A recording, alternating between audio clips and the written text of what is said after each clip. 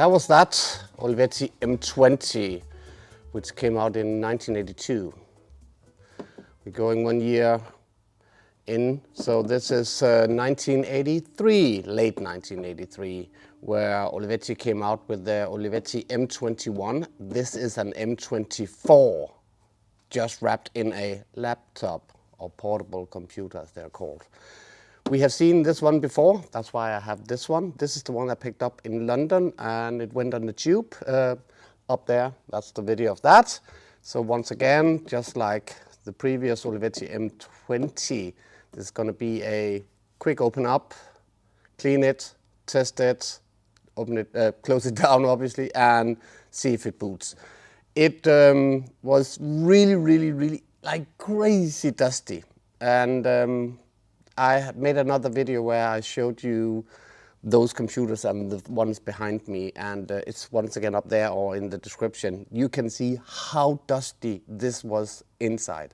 I have opened it up once again, blown out all the dust, and that's all. It's still really dusty, but 75% of all the dust is gone, so there's still 25, sorry, inside this one, and we need to open it up. The reason I have this one over there is just to say that this computer originally came in this suitcase or this box or whatever you're gonna call this.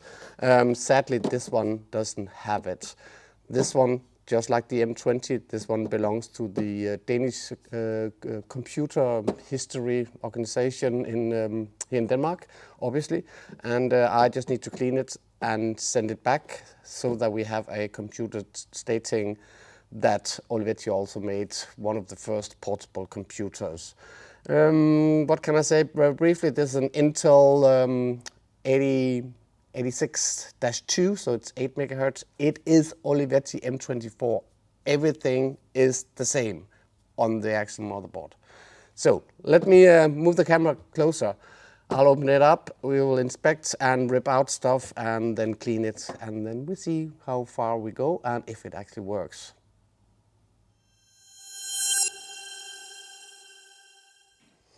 Okay, let's crack it open. I already unscrewed the 4 screws in the back, so that can be taken off. There are 4 screws here. Yeah. And next you need to take off the keyboard, which is this one. On my computer, one of the hinges were missing, so here we have both. The keyboard is notoriously bad when it comes to that. It doesn't hold together, and once again, that is due to the mere fact that these stands in there break like crazy due to the tension that's up here. And it's the same thing for this keyboard. The cable is, everything is dusty, but the cable is also in a little bit of need of some heat on a something that will then keep it back. So the keyboard needs to be cleaned, obviously, everything needs to be cleaned. Once you've taken the keyboard out and the back out, you can move the front casing and the back casing in order to open the box up. So that's the front. And if you saw my previous video that I was talking about, it's in the link description, you saw how dusty this one was. And it's not that dusty anymore, it's still dusty, but it's getting there. So let me just explain what I am gonna do. I will, and there's a way to get into this computer. I need to rip everything out of it. So this box here, this is for the cable. That needs to be taken out. There's a screw down here. The power supply needs to be taken out. The front needs to be taken out in order to take everything of this out. And there are screws on the 2 sides and on the bottom, so I need to turn around and screw that out also. Once that's out, the monitor and all that can be taken out. Then I can take out the motherboard, and once the motherboard is out, I can unscrew this, and then I can take out the graphics card so that I can rinse it down or test it and see how far we're going. Let me just, the fan seems to be fine. This is a, I can't see, it seems to be mains voltage, but there's also a power cord up here for 12 volts going in there. So this is a little bit weird. Let me, okay, I see. Okay, so It's not mains, it's just parked in here, that cable, that has no meaning. It's a 12 volt rail for the fan, but for some odd reason it's not connected. So I need to make a connection into the 12 volt rail on the power supply in order for the fan to spin, or else we'll break this computer. So that's a weird thing. Let me do all this and then we shall come back.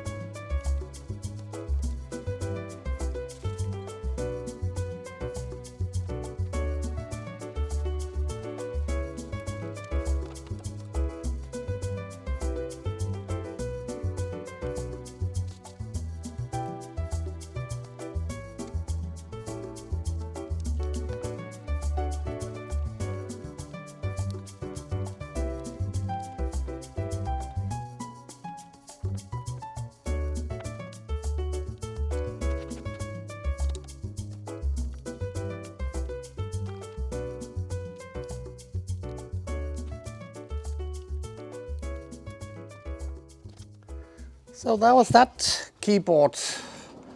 I found two broken pieces inside it, and that's the hinge down here that's broken off. It's completely broken, so cannot fix it.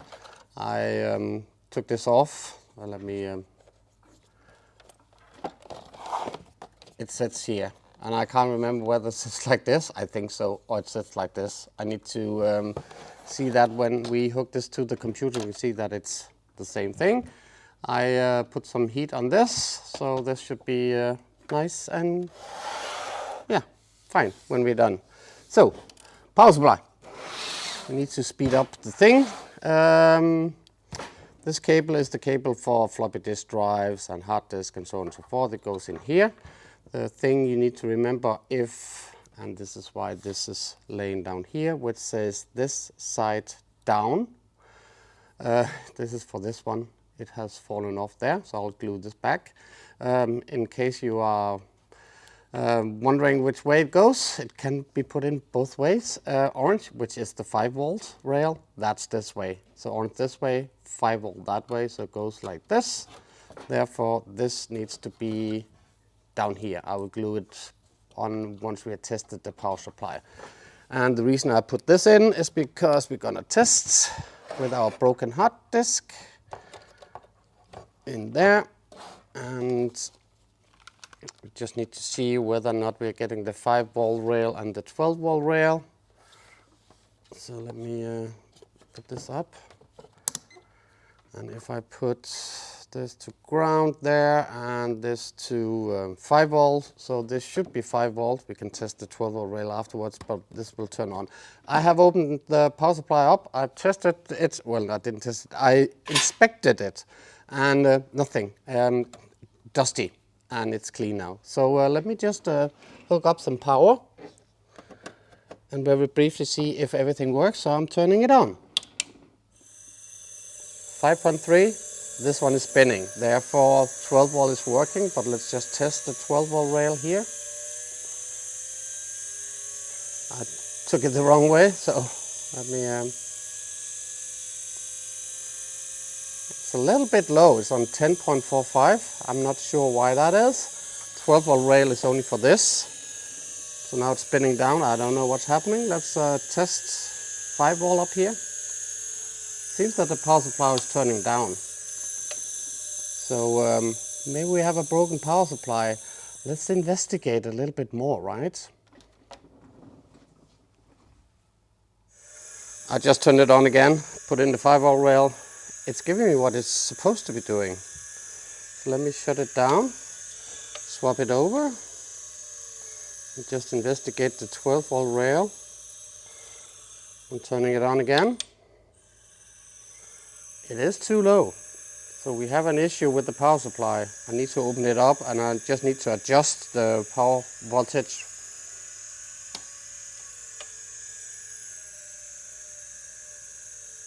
Okay, test number, I think it's 3 now, doesn't matter. I unhooked the broken hard disk. Maybe this is too broken because when I don't have any load, it's working and it stays and I don't know what's happening. But nevertheless, it seems to be working. So I have also, let me turn it off, take off the power, take a little bit away. The CRT, which is up here. Can I get this away? I can. I have inspected this one too. Let me just move everything away. And cleaned it, obviously, and everything looks fine. It was also extremely dusty. Not gonna do anything besides that. So the next thing now is I will assemble everything back. And if you want to see how that goes, either you just fast forward backwards this video, or you can look at the other video about the other one. So I'll just come back to you once all this is assembled, so we then can test, because we need to test the 2 floppy disk drives. I'll just test them in. They have also been cleaned. So let me assemble everything back and then I shall come back to you. I'll put in the motherboard, the 2 floppy disk drive, the power supply, the casing for the cable, and the graphics card is in here.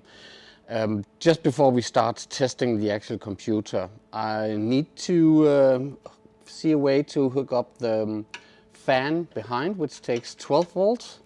And on the power supply, there's an extra plug besides this one for the floppy disk drive, where you can get some power out. And I found an old power supply that doesn't work anymore. This is one that I have doomed dead. Tried everything, it's not working. I ripped out this plug from that power supply, which actually fits into this area here. Like, I'm not sure you can see it, but it fits in here. And on this side, it will give you the the 12 volt rail. So therefore I ripped out 2, and I have these 2 now. Before I do anything, I just need to investigate whether or not it's the same. As you can see, ground seems to be outside and the voltage seems to be inside, so I think I need to rip these out also and take them around, and let me just figure that out. It doesn't matter right now. What I need to do, I need to snip this off here.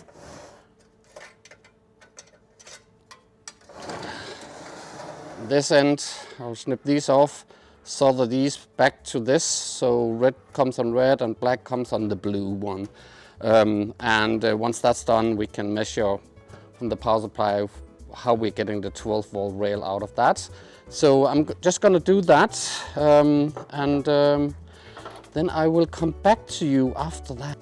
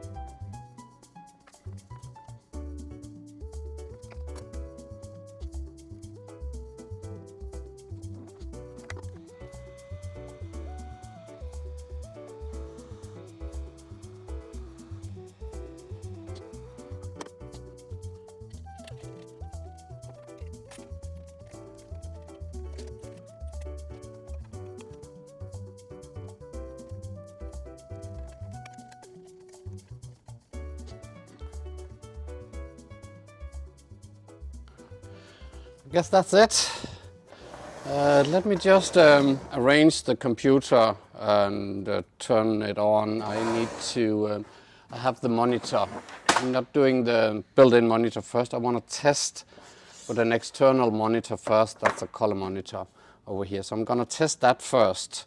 Just to see whether or not the computer starts up. So let me hook everything to it, and I shall come back to you once again. And let's please do this, because I'm not super happy about the power supply with the fluctuation that we had in the beginning. It may be due to the fact that the fan may have not been hooked to the power supply when people were working with it. So maybe the power supply actually is broken. We'll see. Yeah, let me come back. Okay, I'm ready. So the fan is plugged in. Everything should be ready now. I will turn it on. The power is on the monitor and in the back here. So I'll turn it on. Hopefully it will beep at some point. The keyboard should light up while it's doing its self-test. And we should see something on the screen. I'm not sure. I think this is actually a boot disk. So let's put that one in and close the floppy disk drive. And let's turn it on. Please, everybody. We need this to work. So let's hope for the best. I'm turning it on. Let's see. At least I can see that the keyboard is blinking. Oh, hold on. I see something on the screen. So it sees the BIOS 1.43. There was the beep. There's 640 kilobyte of RAM. It's fully populated. The floppy disk drive is lighting up. Let's see if it actually boots into something. Maybe this is not a boot disk. Oh, it is. Starting MS-DOS. We definitely have a success. Let me just briefly... So when I press the keyboard, the lights go on and off, so that seems to work.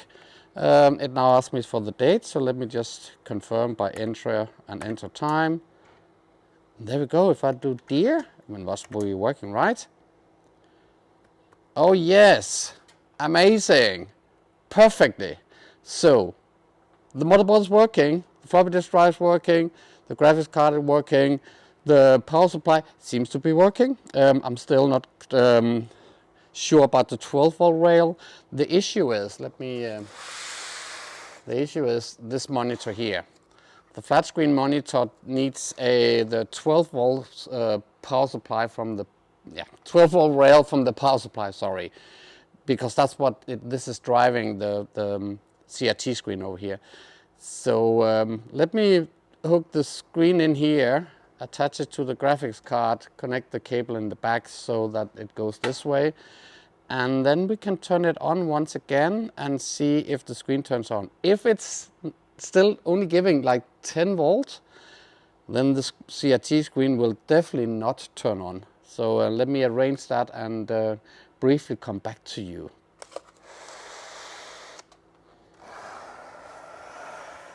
As you can see, the screen is in. Hooked up the cable. This will also give the screen the 12 volt that it needs. So cross our fingers again that this now will work. Oh, hold on a second. I need to, I completely forgot. I need to unhook this monitor and connect the cable.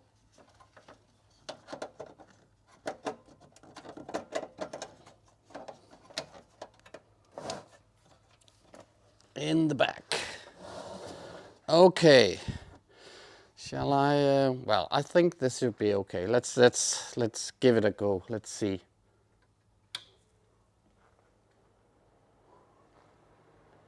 I think I see that the tube is warming up, but I definitely do not see anything on the screen. No! Oh, yes! Amazing! It's working! Awesome! Oh, I'm so happy. Sorry, I'm getting ahead of myself. I was sure that the power supply was broken, but everything is working. There's no doubt about it. It's perfect, beautiful. And we can say that this is working. Let me, I need to screw the screen in. I need to put the top cover on it, and then I'll put it in the casing and we will wrap all of this up. I'm so happy. Thank you. Hold on, I will be back. We have a success, and yet again, very nice. Again, this is an Olivetti M24, branded M21, because it's a laptop, portable computer. This belongs, as I said a few times, to the Danish Computer Museum in here in Denmark. So this is going to go back, and we will make an exhibition out of this, and people will now be able to put some games on it and play with it, as they did in the good old times. So I'm really happy that this is working. I was doubting the power supply, but it seems that the hard disk has issues, my test hard disk. I tested it on another power supply, and that one went from 12.2 down to 11.7. So I think there's something wrong with the hard disk. That's why. The power supply, I retested it and looked at the power rails, and everything is working fine. So it must be the hard disk that is broken. So I can now safely turn off the computer, and we can put back in the keyboard. And with that, I can then say, I can say thank you for watching yet another episode. And, you know, give me a thumbs up. Please remember to subscribe. Write some comments. Have anybody actually been working on these back in the time, back in the good old days, 1983-ish, 4, 5, 6 maybe? Let me hear if everybody has had one of these. With that, thank you very much for staying, and I'll see you very soon again. Goodbye.